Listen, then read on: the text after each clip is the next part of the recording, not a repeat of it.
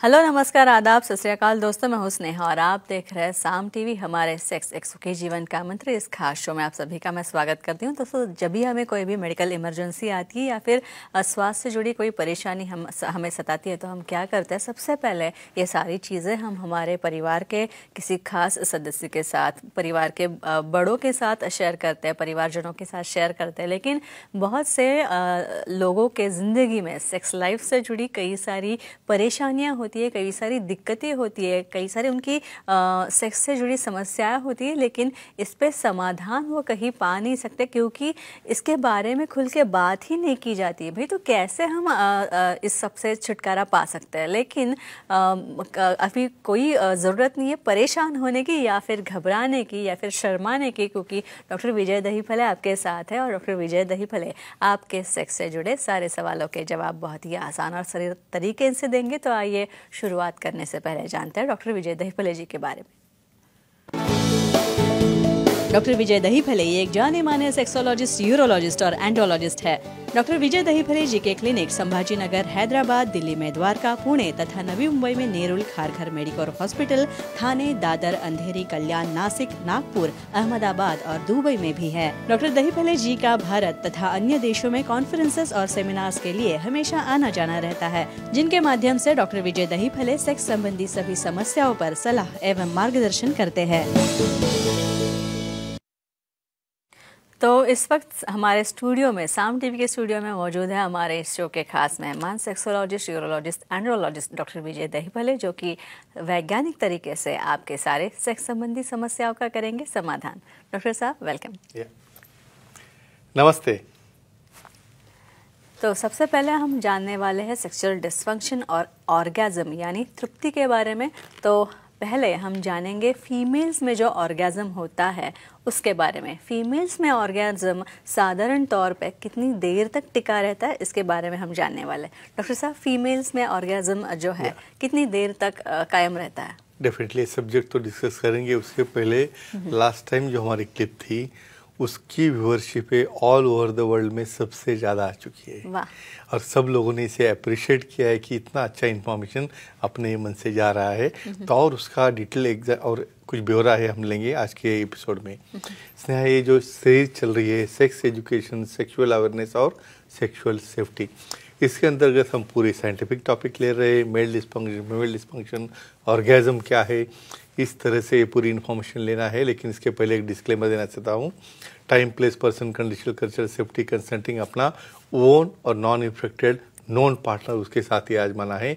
यहाँ पे काफ़ी लोगों को ऑर्गेज्म के बारे में पता नहीं था, लेकिन हमारे ये इन्फॉर्मेटिव क्लिप से पता चल गया है। तो अभी अगला सवाल आता है कि कितनी देर के लिए ये रहता है मेंटेन फीमेल्स में, करेक्ट? यही सवाल है जी। स्पेशली ऑर्गेज्म कब होता है? जब एक्टिविटी होने के बाद, जी पॉइंट को फ्रिक्शन होने के बाद हार्मोनल रिलीज होता है, ऑक्सीटोसिन, डोपामिन जैसे हार्मोन्स। उस वक्त कॉन्ट्रैक्शन और रिलैक्सेशन मल्टीपल फॉर्म में पेल्विक फ्लोर में चालू होता है और वो कॉन्ट्रैक्शन रिलैक्सेशन हर सेकंड को, यानी 1 सेकंड होने के बाद और 2, 3, 4 बार रिपीट होता है। कुछ फीमेल्स में उसको 3 या 4 बार होने के बाद वो स्टॉप होता है। कुछ फीमेल्स में बहुत बार ये ऑर्गेज्म डिले भी हो जाता है, शायद कुछ मिनट्स के लिए भी।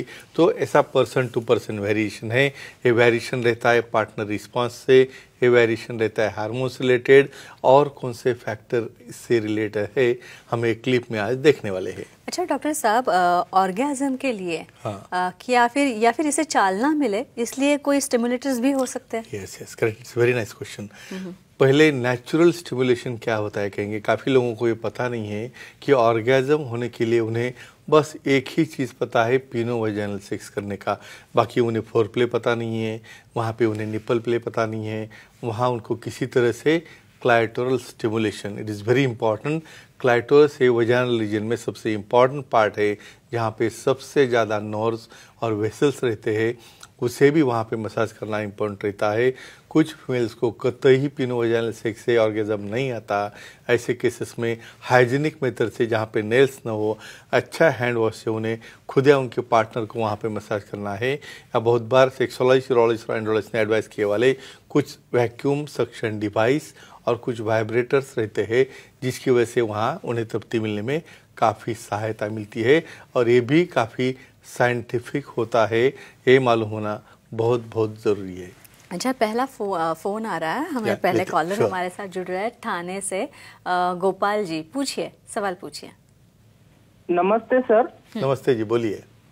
ज्यादा स्मोकिंग करने से ऑर्गेज्म पर कुछ असर होता है क्या, जानकारी दीजिए। Excellent question. यहाँ पे इवन मैं जब भी कहा, जो यंगस्टर्स देखता हूँ 12th के आगे वाले, मेल फीमेल दोनों, स्मोकिंग ये स्टाइल बोल के यूज़ किया जाता है और उसका परिणाम ऑर्गेज्म से कैसे होता है कहेंगे हम। एक्स्ट्रा स्मोकिंग करने से फीमेल्स में हार्मोन्स डाउन होना शुरू होता है। ईस्ट्रोजन है, प्रोजेस्टेरॉन है, इवन टेस्टोस्टेरोन की मात्रा भी कम क्यों होती है? क्लाइटोरिस के या वजाना की तरफ जाने वाला जो ब्लड फ्लो है वो वहाँ पे वासो कॉन्स्ट्रिक्शन होने की वजह से क्यों होता है वासो कॉन्स्ट्रिक्शन? यहाँ पे निकोटीन है, साइनाइड है, कार्बन मोनोऑक्साइड है, ऐसे केमिकल्स उसे डैमेज करते हैं। फिर वहाँ पे लुब्रिकेशन नहीं हो रहा है, वजाना में लुब्रिकेशन नहीं हुआ तो वहाँ पे एक्ट करते वक्त ड्राइनेस आने की वजह से पेन हो रहा है, उनको मेनोपॉज जल्दी हो रहा है और इनडायरेक्टली ये स्मोकिंग की वजह से वहाँ पे सेंसेशन ही चले गए। तो किस तरह से आपको जब एक्ट कर रहे हो तो ऑर्गेज़म होगा, एक एन्जॉयमेंट मिलेगा, या आपका ब्रेन के साथ जो कम्युनिकेशन रहता है वो टोटली डाउन होता है। धीरे धीरे जैसे स्मोकिंग आप कम करोगे तो डेफिनेटली इसमें से आप बाहर आ सकते हैं। अच्छा डॉक्टर साहब, काफ़ी बार लोग स्ट्रेस में होते हैं, तनाव में होते हैं, किसी ना किसी मानसिक रूप से वो परेशान होते हैं, तो ये ऑर्गेज़म जो है वो स्ट्रेस पे कैसे असर करता है? और इसमें एक एडिशनल मैं सवाल जोड़ता हूँ कि दोनों की पोजीशन अलग रहती है, एक स्ट्रेस में है, एक रिलैक्स है, और ऐसे पोजीशन में तो और ज़्यादा कंडीशन सीरियस हो जाती है। कैसे कहेंगे हम? ये एक्टिविटी कोई मैकेनिकल प्रोसीजर नहीं कि आपने बटन दबा दिया और आपने स्टार्ट कर दिया, ऐसा नहीं होता है। एक दूसरे को समझना, एक दूसरे को रिझाना, ये इसके बारे में हम देखने वाले हैं। लेकिन स्पेशली यहाँ पे इम्पॉर्टेंट क्या होता है, स्ट्रेस आने के बाद कॉर्टिसोल हार्मोन की मात्रा बढ़ जाती है। कॉर्टिसोल की मात्रा बढ़ने के बाद में अपना जो प्रीफ्रंटल कॉर्टेक्स है, जिसे जो स्टिमुलेशन होने के बाद जो प्राइमरी फेज रहती है, अराउजल है, डिज़ायर है, ये फेज में आप जाते ही नहीं हो। और डेफिनेटली आप ये फेज में नहीं गए तो आपको किसी भी तरह से वहाँ पे सेंसेशन, वहाँ पे इच्छा या कुछ भी नहीं होता है। और डेफिनेटली स्ट्रेस की वजह से ऑर्गेज़म होना तो बहुत दूर की बात हो गई, वो क्रिया ही नहीं कर सकते। तो इसलिए स्ट्रेसलेस लेना बहुत इंपॉर्टेंट है आपके एंजॉयमेंट के लिए। अच्छा, ये ऑर्गेज़म पे कैसे असर करता है अपना हार्मोनल लेवल या फिर कुछ हार्मोनल चेंजेस जो बॉडी में होते हैं, वो कैसे असर करता है? श्योरली कहेंगे। हमेशा मैं कहता हूँ कि बॉडी हार्डवेयर है, हार्मोन सॉफ्टवेयर है। कैसे असर करता है देखेंगे। एंड्रोजन्स, एंड्रोजन्स मतलब क्या होता है? फीमेल में ईस्ट्रोजन है, प्रोजेस्टेरॉन है, टेस्टोस्टेरोन है। मेल में क्या हार्मोन्स है? मेल में भी टेस्टोस्टेरोन है, प्रोलैक्टिन है, ल्यूटिलाइजिंग हार्मोन है। ये सब हार्मोन्स क्या करते हैं, जब आप अराउज होते हो, एक्टिवेट होते हो, तो उस वक्त ये हार्मोन तैयार होना शुरू होते हैं। ये कर्लिंग मॉलिक्यूल है, लव मॉलिक्यूल है, समझो ये हार्मोन बने ही नहीं, यानी आपको टेस्टोस्टेरोन की डिफिशियंसी हो रही है, आपको इच्छा नहीं हो रही है, मेल हो फीमेल हो, तो डेफिनेटली जो सेक्स ड्राइव जिसे हम कहते हैं वो क्रिया में आप इन्वॉल्व ही नहीं हो पाते हो, तो उसके बाद ऑर्गेज़म तो बहुत दूर की बात होगी। इसलिए हार्मोन्स बहुत इंपॉर्टेंट रहते हैं। अच्छा, एक कॉलर जो हमारे साथ जुड़ रही है, महिला प्रेक्षक जुड़ी है, प्रेमा जी दादर से। प्रेमा जी पूछिए। नमस्ते सर जी। हाँ नमस्ते जी, बोलिए। सर, फीमेल में ऑर्गेज़म का माइग्रेन या सर दर्द पे कुछ असर होता है क्या, बताइए। वाह, एक्सेलेंट क्वेश्चन है। एडवांटेज यानी उसके फायदे क्या क्या हो सकते हैं कहेंगे हम। इसके फायदे हेल्थ मेंटेनेंस, यानी आपका फीमेल पार्टनर जो है उसे सेटिस्फाई करने के लिए डेफिनेटली हार्मोनल चेंजेस क्यों ज़रूरी है। जब तक आपका जी पॉइंट स्टिमुलेट नहीं होगा, जब तक आपका परफॉर्मेंस 5 या 10 मिनट तक चलेगा नहीं, तब तक सामने वाले पार्टनर के पेल्विक कॉन्ट्रैक्शन नहीं होंगे। पेल्विक कॉन्ट्रैक्शन नहीं हुए और आप हार्ट लीड यानी पार्टनर सेटिस्फाई हुआ ही नहीं और आप डिस्चार्ज हो गए, तो वहाँ पे क्या होता है, सामने वाली पार्टनर जो है इरिटेट हो जाती है, ओवर एंशियस होती है, फिर उसे हेडेक होना चालू होता है, उसे माइग्रेन यानी अर्धश यानी आधा माथा उनका पेन करने लगता है। तो इस तरह से जो सिम्टम्स है उससे रिलीव करने के लिए सिर्फ दवा गोली काम में नहीं आती है।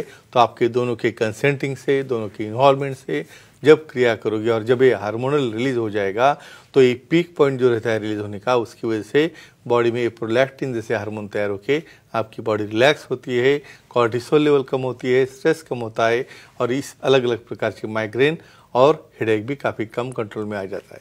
अच्छा डॉक्टर, एक सवाल है इमोशनल कनेक्ट के ऊपर। कपल्स में जो भावनिक कनेक्शन होता है, इमोशनल कनेक्ट होता है, तो कितना इस इमोशनल कनेक्ट का रोल क्या होता है दोनों में ऑर्गेज्म की फीलिंग पाने दोनों में? अभी वही कह रहा हूँ मैं, इसमें जो कनेक्ट थोड़ा ये साइकोलॉजिकल पॉइंट ऑफ व्यू से हो रहा है। साइकोलॉजिकल पॉइंट है, बहुत बार ये फीलिंग नहीं रहेगी, it is a mechanical act हो जाएगा, यानी सामने वाला उसके अंदर मूड में नहीं है, एक करते जा रहा है और दूसरे रेजिस्टेंस है या जस्ट वो ड्रामा टाइप में उसको प्रेजेंट कर रहा है। तो इमोशन क्यों इंपॉर्टेंट रहता है कहेंगे हम। जो साइकिल है हमारा रिस्पॉन्स, सेक्स रिस्पॉन्स साइकिल में पहले क्या है, डिजायर, यानी पहले इच्छा होना, बाद में अराउजल यानी इच्छा होने के बाद सामने वाला पार्टनर एक्साइट होना, उसके बाद प्लेटो फॉर्म आता है, वहाँ पे आता है ऑर्गेज्म। यानी ये पहले 2 स्टेप्स समझो आपने निकाल दिए, मतलब दोनों के अंदर बातचीत नहीं है, एक दूसरे के साथ झगड़ते रहते हैं। बहुत बार तो ऐसे कपल देखे हैं मैंने, एक दूसरे से गाली गलौज करके इवन एक दूसरे को हिटिंग का भी प्रकार कहाँ पे देखा है। तो इमेजिन करो आपके सामने वाले पार्टनर में एक अटैचमेंट की फीलिंग ही नहीं हो और बाद में फिर वो एक्ट करने जा रहे, तो कतई वो इसमें एंजॉय नहीं कर सकते। तो अराउजल होने के लिए एक इमोशनल अटैचमेंट, एक प्रकार की क्लोजनेस, ये बॉन्डिंग बहुत इंपॉर्टेंट रहती है। अच्छा किसी का अल्कोहल एडिक्ट होना या फिर शराब की लत होना और ऑर्गेज्म, इसका भी कुछ एक दूसरे के साथ कनेक्शन होगा? इनफैक्ट अदर वे राउंड कहूँगा कि मुझे एक्टिविटी नहीं हो रही है, मुझे उसमें इंटरेस्ट नहीं, तो मैं अल्कोहल ले रहा हूँ, तो इसका उल्टा इफेक्ट आता है कहेंगे हम। बेसिकली देखो यहाँ पे सेक्स ऑर्गन क्या है, ब्रेन, यानी आपको अच्छा कहाँ पे लगता है, जो भी अच्छा लगता है, कहाँ पे अच्छा लगता है, ये आपका ऑर्गन तो एक समझो पिन और सॉकेट पकड़े उससे, तो वहाँ से जो इम्पल्स ब्रेन में जा रहा है वहाँ पे वो फीलिंग आता है आपको एंजॉयमेंट की और सटैटी की। तो फीलिंग ही उनके अंदर नहीं आ गई, वहाँ से वो कनेक्ट ही उनको नहीं मिला, तो डेफिनेटली किस तरह से वहाँ पे उन्हें ऑर्गेज्म होगा। डेफिनेटली वहाँ पे ऐसे केसेस में ऑर्गेज्म होने में श्योरली दिक्कत आती है। और ये सबसे इम्पॉर्टेंट चीज़ है, शायद कौन सा पॉइंट कहा आपने ऑर्गेज्म के लिए क्वेश्चन में? ये अल्कोहल। तो अल्कोहल कैसे अफेक्ट करता है कि प्रीफ्रंटल कॉर्टेक्स जो है वहाँ पे जो संवेदना आती है उसे टोटली ब्लॉक करता है, और वो संवेदना ब्लॉक हो गई तो उसे एंजॉयमेंट नहीं मिलता है। तो अल्कोहल से आपका ऑर्गेज्म और इरेक्शन दोनों के ऊपर परिणाम होता है। यानी कि शराब नहीं पीनी चाहिए, हम नहीं बोलने से फायदा नहीं, लिमिटेड कहेंगे, धीरे धीरे आप कम करो। जी। इस शो का उद्देश्य ही यही है भाई कि ज़्यादा से ज़्यादा लोगों तक हम पहुंच पाए, समाज की हर जड़ तक हम पहुंचे और हर स्तर तक पहुंच के सेक्सुअल एजुकेशन और सेक्सुअल हाइजीन, सेफ्टी, इन सब के बारे में हम जागृति करें। तो दोस्तों ये थे हमारे खास मेहमान डॉक्टर विजय दहीफले, जिन्होंने सेक्स संबंधी समस्याओं और उनके उपायों पर बहुत ही अच्छी जानकारी दी। और अगर भी आपको भी डॉक्टर साहब से मिलना है तो ज़रूर आप उनसे मिल सकते हैं, उनकी सलाह और मार्गदर्शन भी ले सकते हैं। और इसीलिए स्क्रीन पे जो नंबर दिए गए हैं वो नोट डाउन कर लीजिए, तथा उनके सेंटर्स जो अंधेरी, दादर, नवी मुंबई में नेरुल, खारघर, ठाणे, कल्याण, पुणे, नासिक तथा संभाजी नगर, हैदराबाद, नागपुर, दुबई में भी डॉक्टर साहब के सेंटर्स है। यहाँ पे आप जा सकते हैं। काफ़ी सारे लोग ज़्यादा तादाद में यहाँ पे इन सारे सेंटर्स पे आते हैं, डॉक्टर साहब की सलाह ले सकते हैं। आप भी ऐसे ही कर सकते हैं। और तथा उनकी वेबसाइट भी है sexologistvijaydahipale.in, इस पर आप जाएंगे तो आपको अपॉइंटमेंट का बटन दिखेगा, क्लिक कीजिए और आसानी से डॉक्टर साहब की अपॉइंटमेंट आप पा सकते हैं। तो डॉक्टर साहब बहुत ही अच्छा सेशन था ये, बहुत ही अच्छी चर्चा हुई। और सबसे महत्वपूर्ण बात, हमारे सारे दर्शकों के सवाल जो हैं वो काफ़ी अच्छी तरीके से आए। और बाकी हमारे ईमेल्स और फेसबुक पे तो कमेंट्स में भी काफ़ी सारे टॉपिक्स सजेस्ट करते हैं हमारे दर्शक। आप यहाँ पे आए इसलिए आपका बहुत बहुत शुक्रिया, धन्यवाद। तो अब यहीं पर रुकते हैं। नमस्ते, गुड नाइट, शब्बा खैर, शुभ रात्रि।